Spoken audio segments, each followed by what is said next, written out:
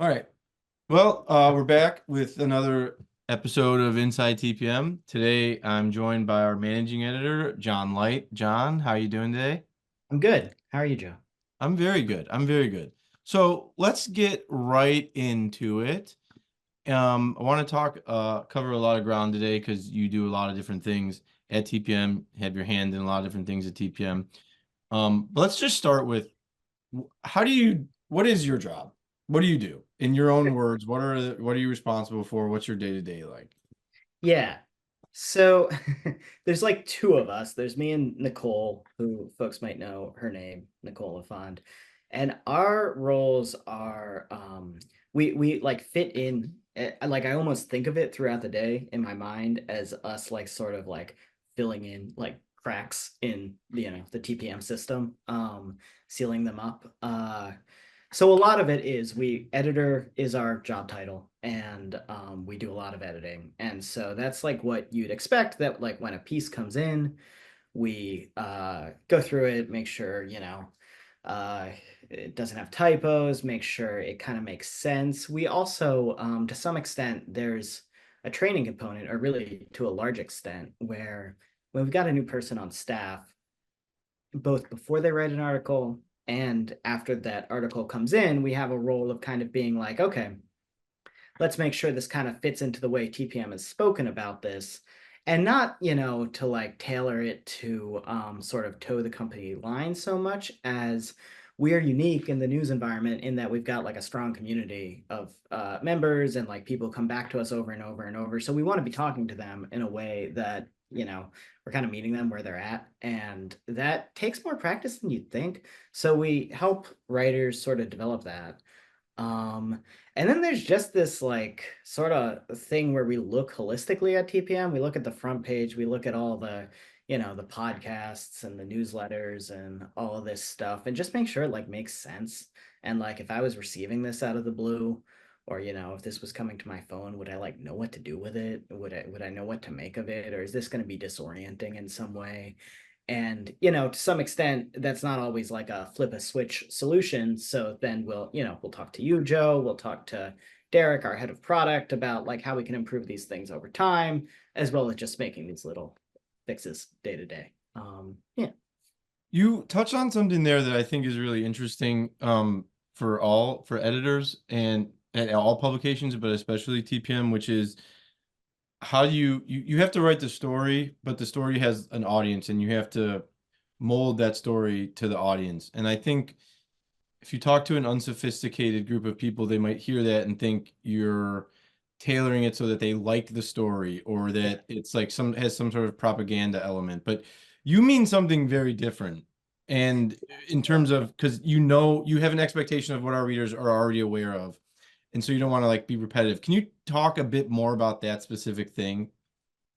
Totally. And I think this will go toward like, I don't know, other things we might touch on in this conversation, but like TPM, since it's been around, far longer than I've worked at TPM, we've like covered like a very kind of like almost niche thing in that we've covered since the 2000 recount kind of the way in which, the American political right, the manifestations of its power and its ideas, and, the fringe elements and the elements that actually, have the power to shape laws, in Congress and, in the White House. Um, and that takes a bunch of forms. But for the purpose of this question, what it means is like there are certain themes that we just keep coming back to. And even more than that, there are certain characters. And sometimes these characters, I mean, with Trump, with the Trump administration, a lot of these fringier characters kind of did become mainstream figures. But for a while, you've got these people that no one's really ever heard of. But for us, we might cover them every day, like I don't know, one example that I was just editing a thing on recently is Mike Lindell. And like now, like Mike Lindell is like, he's everyone who knows, he's like a household name. But like and maybe if you were like a My Pillow customer, he already was, but like in a political sense, he's been a character for us for a long time. And we just want people coming, our writers who sometimes, are coming to us right out of college and stuff. We want them to be able to write both for someone who's never heard of TPM before, never read TPM before, And also for someone who's been reading TPM for 25 years, in a way that both audiences will feel like they kind of totally get what's going on. And the people who have been reading us for years will not feel like, perhaps the narrator of this story knows less about the backstory of this character than they do. Let's stick on the character of characters, or Yeah. on the topic of characters. I wanted to ask about this. Like you said, TPM is very character driven, and I think that comes from the DNA of that is probably goes all the way back to Josh. That's just he's always been into that sort of thing. But I'm curious how you evaluate when one of these political operatives or one of these fringe characters sort of elevates beyond just a quirky weirdo to someone who actually deserves coverage. And what are the prongs, or what are the factors that go into that? Yeah, no, that's interesting. And it like goes to it's shifted in recent years. Like when I first came to TPM, I think I came in 2017. Um, we were still doing a lot of like, covering, sort of these fringe white nationalist, sort of loony, I don't know, cartoonish people, because like they spoke to something in American society, but yeah, it was almost just like wow, like it was like anthropological. Like let's look at this thing. But at the time that I arrived, the shift was already underway because those people now have a lot of power, and so that has led to a really clear and easy heuristic for us when answering this question to keep in mind, which is as our top editor, our executive editor, David Kurtz, put it once to me, nexus to power, right? It's we need somebody to have a nexus to power. And so that's a term that we repeat a lot in our conversations when we're evaluating stories. But like, you know, if someone is out there on Twitter just posting a bunch of QAnon conspiracy theories, we're probably not going to cover them because there's so many of people who are that way, and like that's the era of history that we're in right now where that's happening. We would need you to be someone who like is an advisor to a governor or works in the office of a senator or something, and that happens more often than it used to, right? Like Trump had dinner with Nick Fuentes, who is a prominent, kind of far right, uh, at times Nazi adjacent influencer. So, yeah, there needs to be some sign that have the ear of people who will then, you know, affect where our democracy is going. That's interesting. And I imagine, I mean, you touched on this a bit, but even the idea of what a nexus could be to power has probably shifted in that time. I mean, because now, like I think, for example, like Elon Musk has a nexus to power, even though he was just a poster. But he can like facilitate so much, and he can do so many things that he's obviously a nexus. What are some examples of the way in which you said since 2017, some examples of the way in which coverage has changed, the way you approach these things? I mean, you just mentioned it a bit, but I feel like journalism has been evolving so much. And um, just talk about, if you could explain some of the ways in which you've observed or have implemented changes, just how we cover things because of Trump, because of the way in which the political landscape has changed. Because I spend so much time thinking about this stuff from a publishing perspective, how the industry is changing.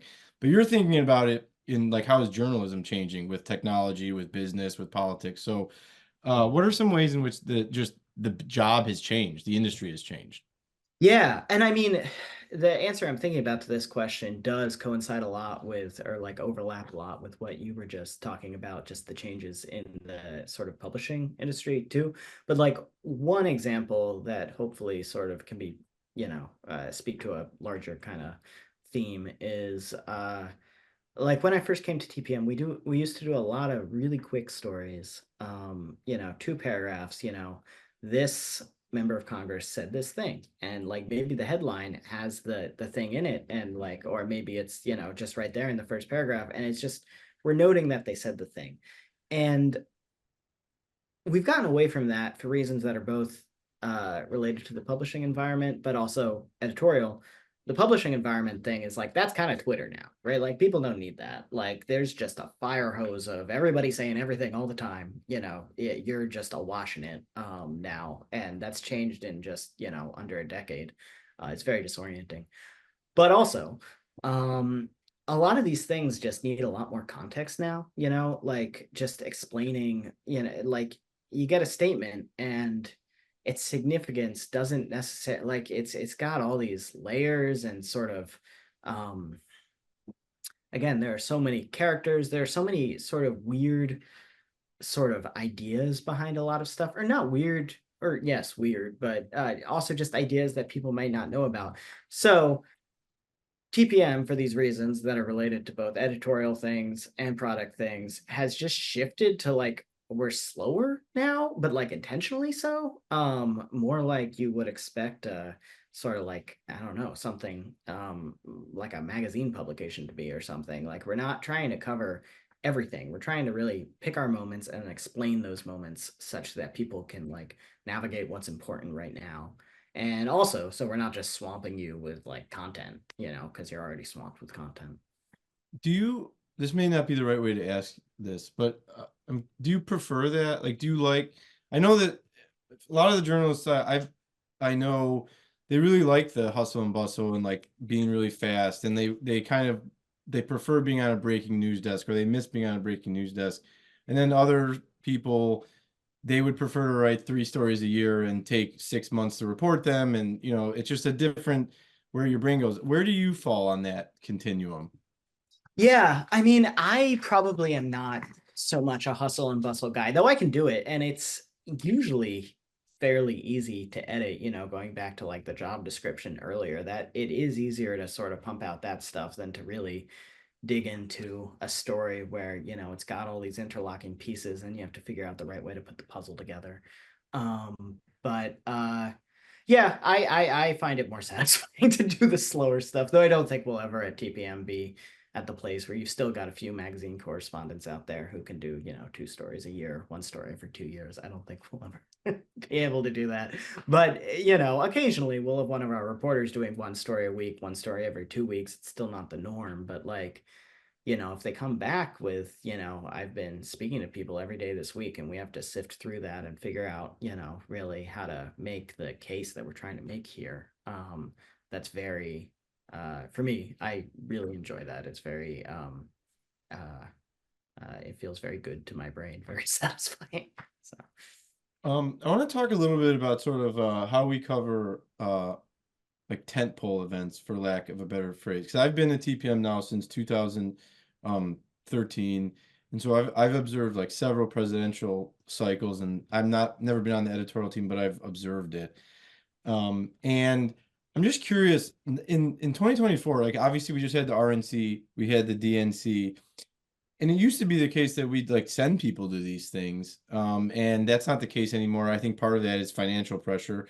But holistically, how do you approach covering um like a set piece event like that? Because TPM is so used to covering, it has like a metabolism, and we cover these characters, and then you come to the DNC and everything is sort of pre-planned. And it's mhm. not really, I don't think, a TPM-ish thing. So I imagine you're trying to find TPM angles to the thing, but you could explain it better than I could. So how do you cover something like a convention these days, or what are you talking about leading up to it? No, totally. Yeah. I mean, a lot of you might get a different editor or a different answer from each editor you speak to, but a lot of the ways that I sort of think through this stuff is, we've got a team of 5 writers, 3 editors, plus Josh, plus some product people, and various other people who support us and make things go. And so anyway, each of those 5 writers has various strengths in terms of what they can cover, but also like the way they cover things. Like some of them are better at riffing really fast, like much faster than I can think. They're pulling things together and like they're able to just like, old school blogging. Here's what this is that we're seeing, here's what's important about it, here's what's good, here's what's bad. We've also got reporters who are great at surfacing information, slamming the phones and, getting something together quickly that it has new, information that no one else has except for TPM. And then we've got people who are better at various mediums, right? Good at writing for newsletters, good at writing longer pieces, shorter pieces, good at podcasting. So anyway, in approaching these things, in a way, it's like a question of like, okay, who can work it? Who are we gonna put on this event? Both like the constraints of like who's on vacation, but also just like who's gonna have fun doing it. And then from there, you can kind of back into how do we cover this in a way that plays to their strengths, right? If we've got one reporter covering it, we might live blog it. If we've got another reporter covering it, we might try and do one story or even do something, I don't know, different than that. So, that's one element of it. Um, and that applies specifically to these things that are very staged, right? Like these elements, like the DNC. Now, if you've got something like when Trump got shot, where like obviously like no one could have predicted that in a million years. A similar thing applies, but it's kind of just like, that's a Sunday. Who can we pull in from their weekend plans to, cover this? And once we kind of assess who that is, who we've got, we then, you know, uh,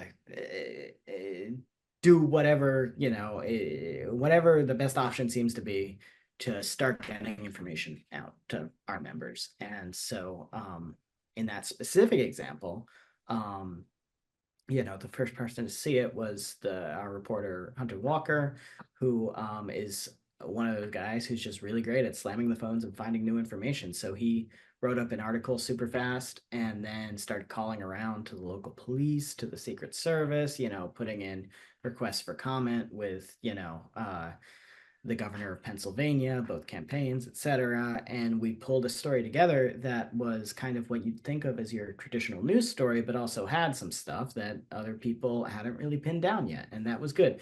And then as we got more and more of our team starting to filter in from there, I was at the park, I had to rush back from wherever they had been.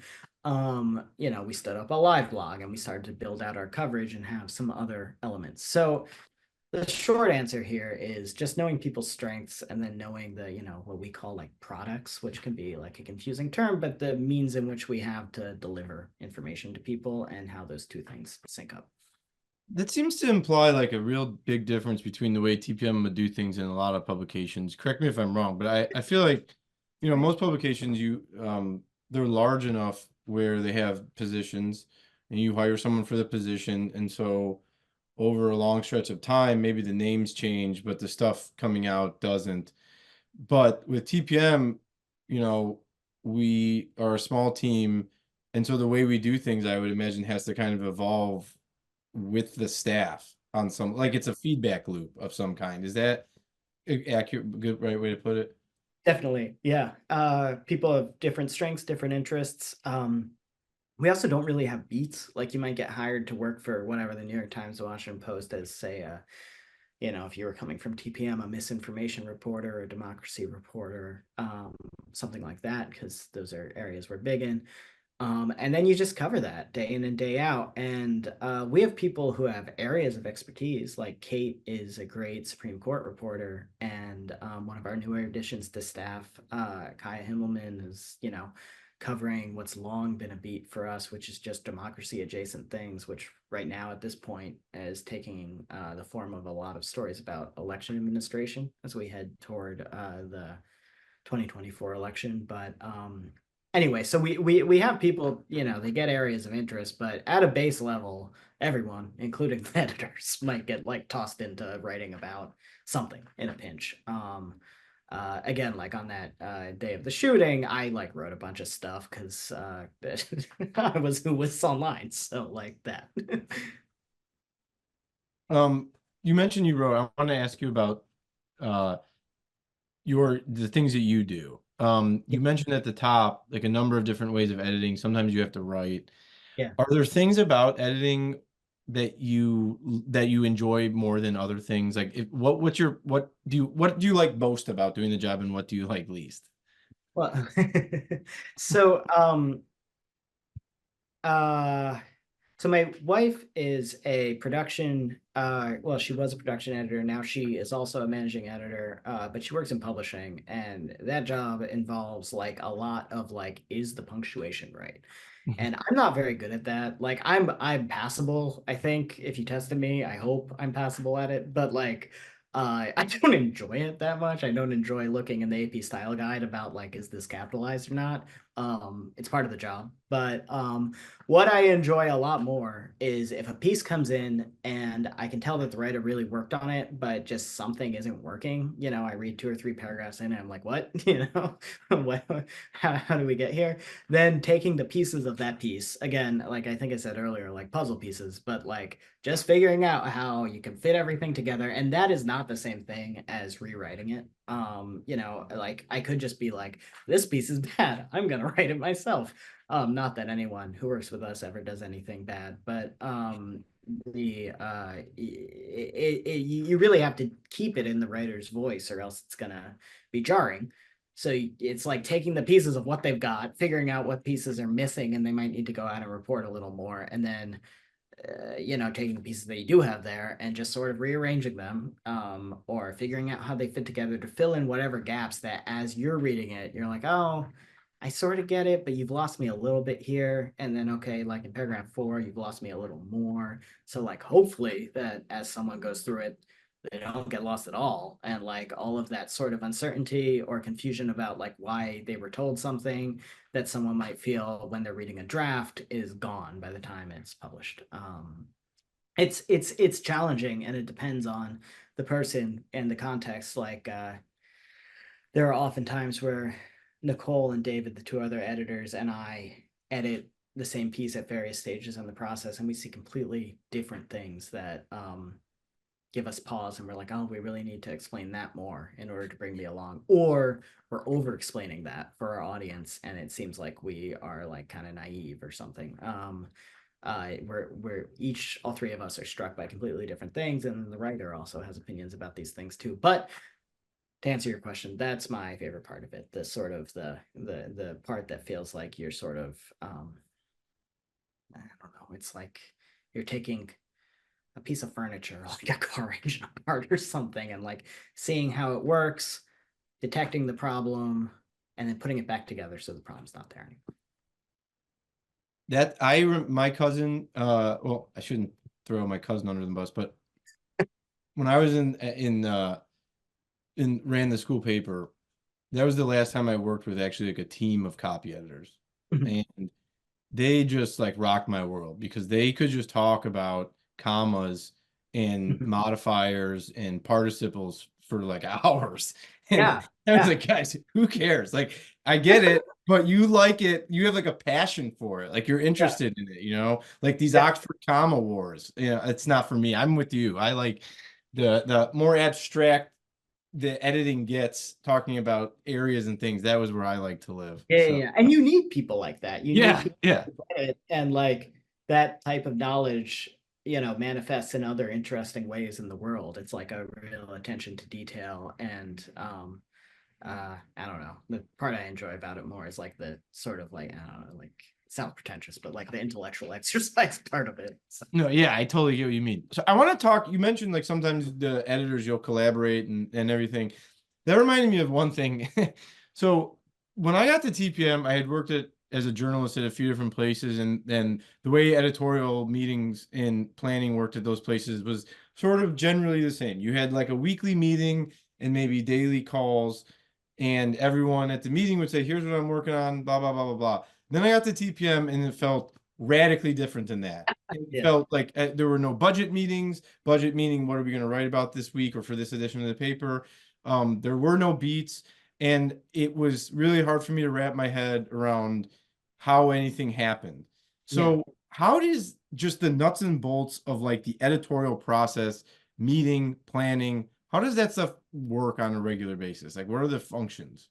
Yeah, I mean, it's weird. It's like, you know, someone else at the company organization might say I'm, you know, painting an overly optimistic here picture here, but it feels really like we sort of are like some weird sort of um organism that has like developed where we reach a different part of it. But we'll see a thing going on, and like I'll see a tweet or I'll see a news story, and I'll just know like this is going to be interesting to this person on staff, and then I'll flag it to them, and we'll start a conversation, and over time this develops into stories, and like we've just always got a bunch of these things going, and I've just got a note stock where I'm tracking all the things I've talked about with people over the last 2 weeks, and like it's true. We don't have meetings. And um, this was hard for me to navigate too when I first came to TPM, but I think I'm pretty won over to this style of doing things because it does feel like it allows us to just like we are pretty good. We, the editors and writers, are pretty good at measuring, I think, when something is interesting, and it allows us from ending up it prevents us from ending up with stories that we felt like we had to do because we committed to it at some point. But as we were reporting it out, it just turned out it's not interesting and whatever. We can be very, very fluid, like this thing that we've been laughing about, maybe it's just a small item, in our newsletter, or maybe it's a, huge story. And like as we report it further, we'll just keep making calls about what kind of thing it is. Maybe it's a series of stories. I really like that flexibility, and it does feel like, um, I think to some extent before I was at TPM, TPM has always had this like sort of startup spirit of like rough and tumble. We figure it out as we go. But it also now at this point feels very intentional because I am someone in my personal life, I just really like planning. I have to take a trip tomorrow, and I've, already got all the times of the flights and when I need to leave home and drop off the child and like all these things planned out in a document.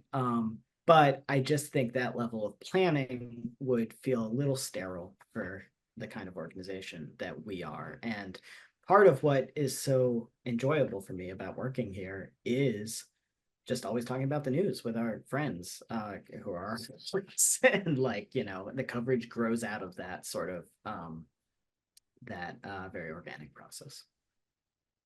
So sticking kind of with the theme of process, I remember when I was still a journalist that um, once I learned the process of how stories came together. So for example, in sports, as a kid, I would read the news and like there would just be stories, right? I wouldn't be, they were just stories. Everything was a story. And then I was like, okay, now I know there's like a preview story and there's a recap story and there's a notebook story. And then maybe there's an interview and then there's an analysis. And then I got to Bloomberg and I was covering finance, and there's like, here's a story in the morning and then there's a story in the afternoon and in the evening, and they all had a different function. But I don't know that readers are always going to be aware of what a story is in purpose of function wise. But we have those internally. I know we do. So could you talk a bit about the different sorts of stories we do and what we're hoping the reader takes away from them, whether the reader is really conscious of that or not? Yeah, I mean, so one shift, you asked me earlier about the ways in which TPM has changed during the time I've been here. And to answer your question, I feel like I should flag another one of them, which is that we've become a lot more uh personality driven. Sounds lame. The sort of sociological and business term for it is like parasocial relationships, but like we're a small team and people do have relationships with the editors and writers, or not relationships, but they know what they're about. So that's a big part of it. In a way, those are our forms for TPM.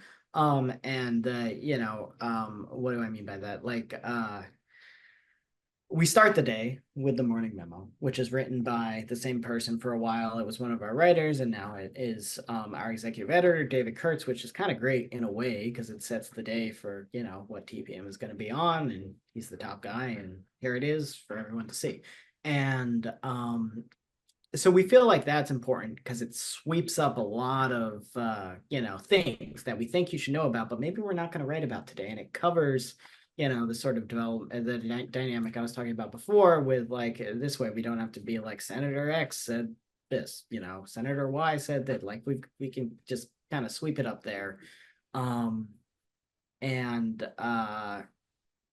we close out the day with another thing like that, where things stand. But that is, focused on uh, just one story. But again, it's more of a voicey thing coming from an editor, and so these things just kind of help us cover our bases, and they free the writers up to then pursue stories that they are really into and maybe take a bit of reporting lift.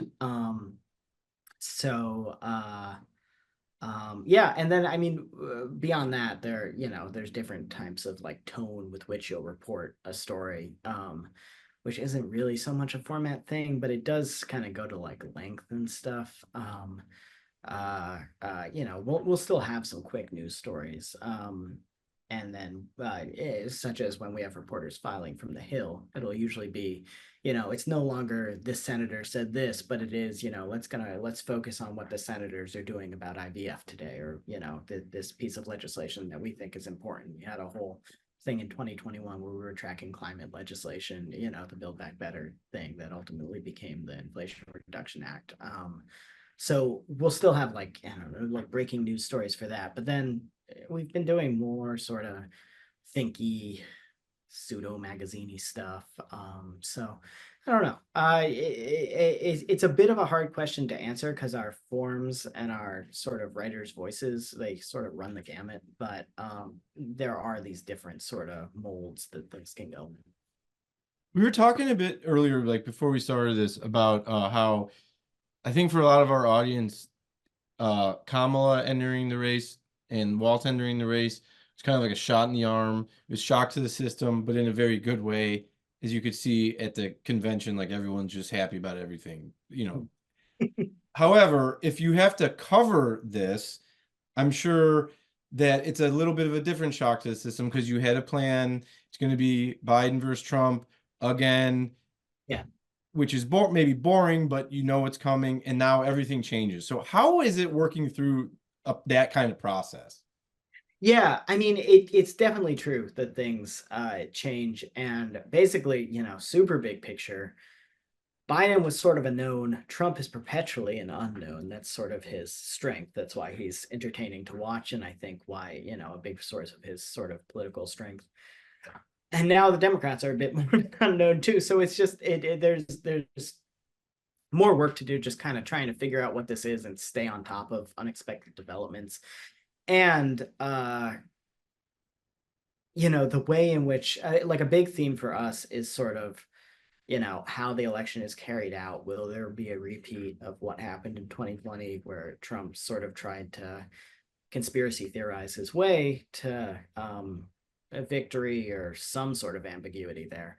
And with Joe Biden, it seemed like he sort of had that figured out. Now he doesn't have that figured out. So he's I mean, on his toes, he's sad, whatever. He's kind of freaking out, but like that gives us more to pay attention to there and try and figure out, what how things are gonna play out there and what we need to be watching. For a while throughout this election, it felt like their line was going to be um, immigrants are voting, non-citizens are voting, and they were going to, talk a lot about that, and then that's handy if the election does not go Trump's way.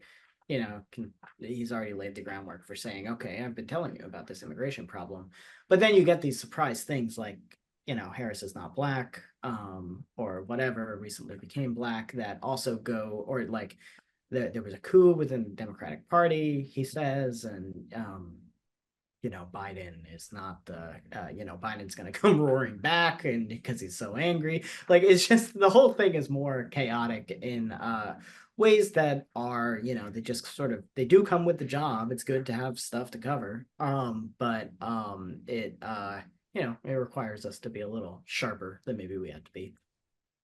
I want to ask one more sort of like journalism question, then we'll move on to some other stuff. But this question comes from one of our readers who uh, email was Altoid Lover. So Altoid Lover, shout out to you if that's your username.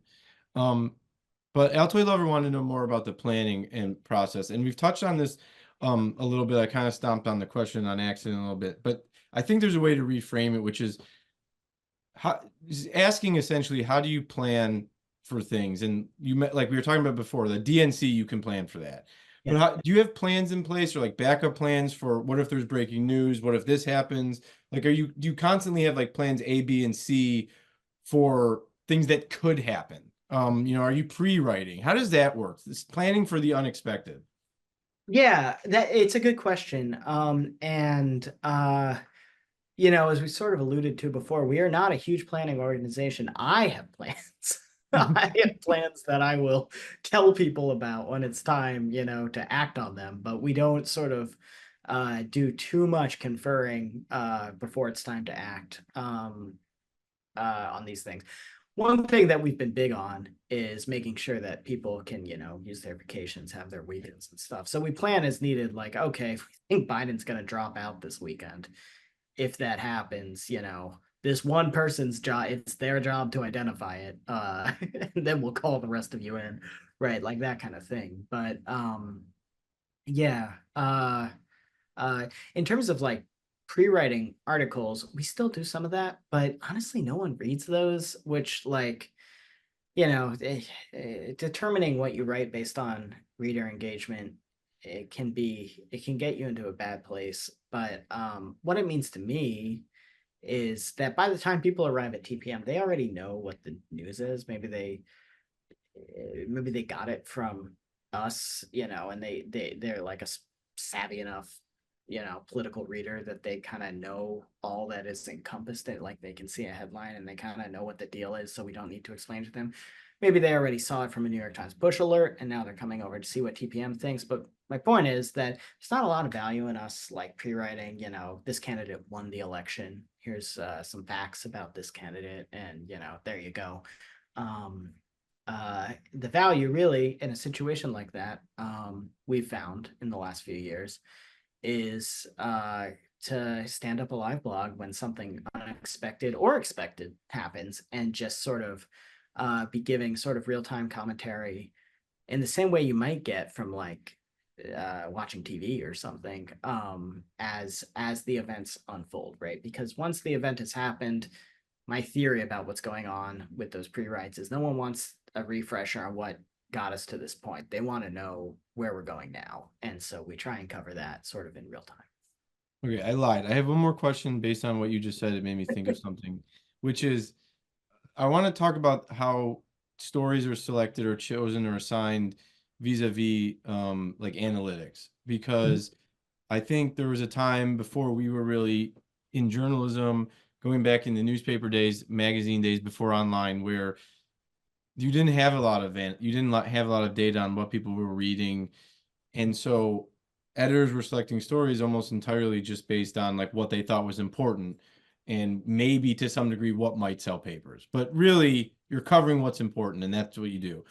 Yeah. As the internet comes online, not at TPM, but there are definitely a lot of publications where those entire decisions are being based on like what is being read.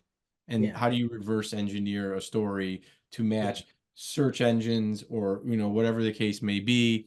But how does it work at TPM? How do you guys how do you balance these things?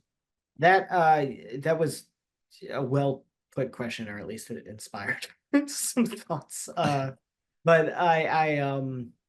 yeah, I think what we do is we sort of have a sense of what we think is important.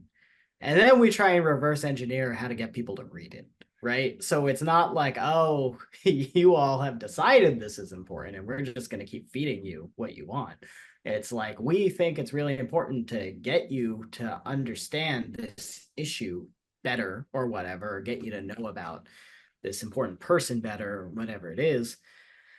What's the headline that goes with that? Okay, that's a small thing, but also like what's the right way to tell this story in a way that convinces people up front that they should know this is interesting. How do we present it? What of the formats that we've talked about before, the various columns and newsletters and article formats that we have, what do we use there? So again, we're not, it's not like a tail wagging the dog situation. Like we do have editorial outlook, and to the extent that we use analytics, it's to help us, learn when we mess up. Like, we really want the audience to understand this thing, and we put it out there, and you know, less than 1,000 people read it, which like for us is not great. And like, why did that happen? You know, how can we not do that again? You know, let's try and cover this in a new way that everybody who's looking at the site seems able to understand what we think they should about it, which will then be reflected usually in analytics. Cool. Okay, so let's move into some fun stuff. Well, that's fun. I mean, we do this for a living, and I mean, Analytics is fun, so yeah. yeah. So, but what I mean, non-journalism stuff. So, question I like to ask everybody is, what's a book you read lately or within the last year that you really like that you would recommend? Yeah, a good so a good sort of combo of my personal history as a guy growing up in New Jersey in the 90s with like a lot of talk radio around and uh, all the weird politics of that era, and also just like stuff TPM covers, is this recent book by John Gans. It's gotten a lot of press, called When the Clock Broke. But it's very good. And John Gans is, from what I can tell, a nice guy who points to TPM a lot in his Substack, and also my wife published the book. So all these things are a good melange of things if you want to read some nonfiction about conservative politics in the 90s. And it's very funny, his descriptions of David Duke as just a complete weirdo with plastic surgery and very off-putting man, and like just lots of stuff like that, that you're chuckling as you read this 300-page book, which isn't a given. And then fiction, I really like this author Dennis Johnson, who passed away a few years ago, and he's really well known for his a book of short stories that came out when he was like, I think, 40, and he mostly wrote them in his late 30s, called Jesus' Son, about a bunch of, they're people with who are working through some issues with addiction and stuff, but it's very funny, very compelling narrators. But he wrote another compilation of short stories right before he died called The Largesse of the Sea Maiden. And I just reread that a lot. It's just, there's some like duds in there, but there's 3 or 4 stories that are just really very beautiful. Some of the best stories that I am aware of. And if you had asked me the same question 5 years ago, I probably would have said the same thing. I just love that book and go back and read it periodically. So That's awesome. I'm gonna have to find that book. yeah. Okay, next. What about movie? Have you seen a movie Movie. with? Yeah, it Man, doesn't have to yeah. have come out within the last year. Just something that you've seen recently, maybe. Okay, okay. So I was off on parental leave for a lot of the fall, and I'd always wanted to see the Godfather trilogy. I never had somehow, and so I just watched it while, like in 30-minute installments while giving my child a bottle. I would just sit there, and he was too young to be like, oh, screens, now that's something you have to be careful of. But yeah, that was great. And like so much of that, like, sort of just the lore around these mob movies that I never really saw, and I've been working my way through now, really inflects our politics too. Like I'm sure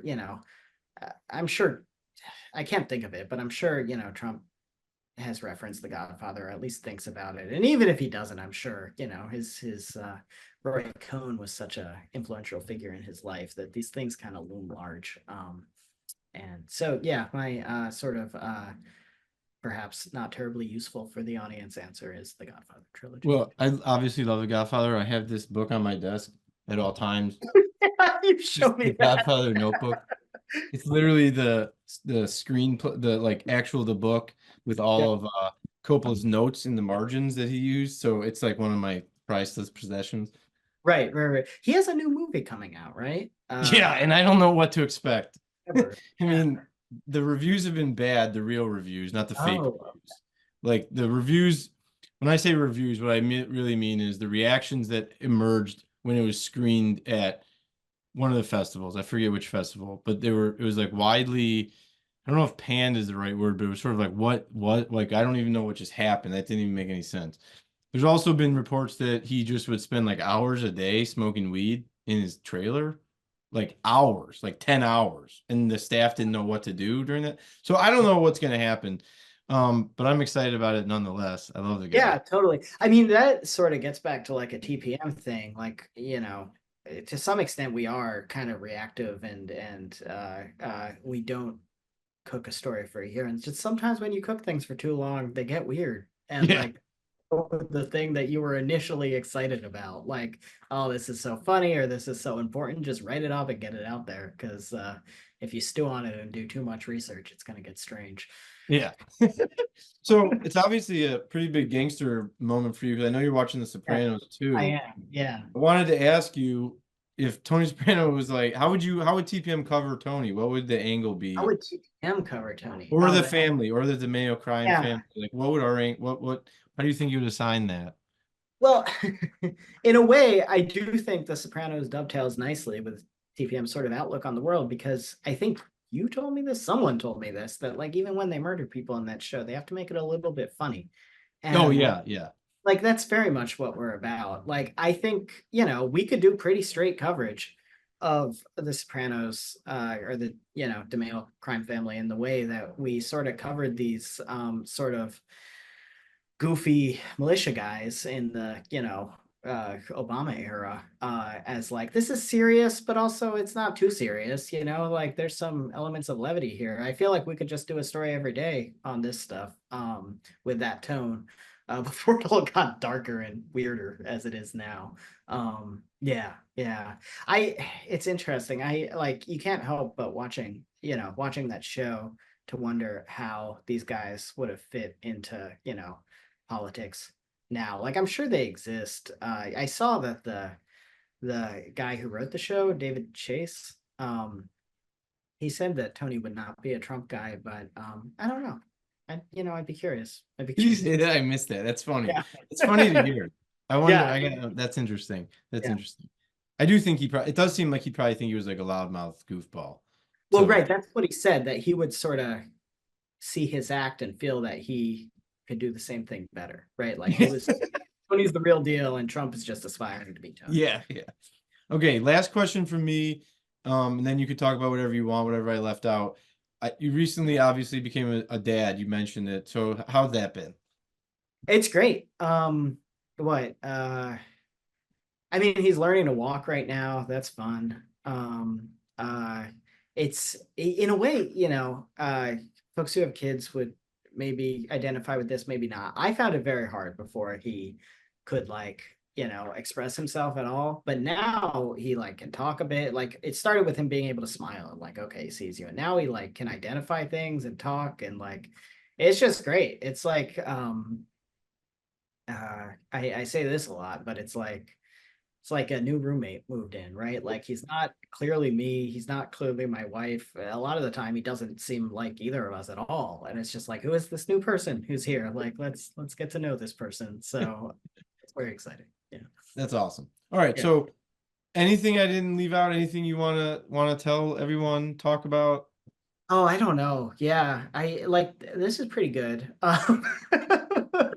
I feel like we covered a lot of my TPM and non-TPM bases. Uh, yeah, I mean, I feel like I should say something about how TPM is a unique organization because it truly is, and there's so many components of that that it feels like it would be hard to hit in like a capsule version. But I do just think like there is like nothing like us, and it's cool to work here. And like part of it is like we're so small and lean, and like try and have such a big impact, but also like the members and just all of it. And it's it sucks that like the journalism industry is doing so poorly, but in a way, there's something to it to be like, okay, like even in these headwinds, we continue to sort of move very slowly forward. That's very gratifying to see. So, yeah, I'm not really sure uh, what my point is here, but that is sort of a sentiment that I think I share with some of my colleagues that people who ended up watching this far into this might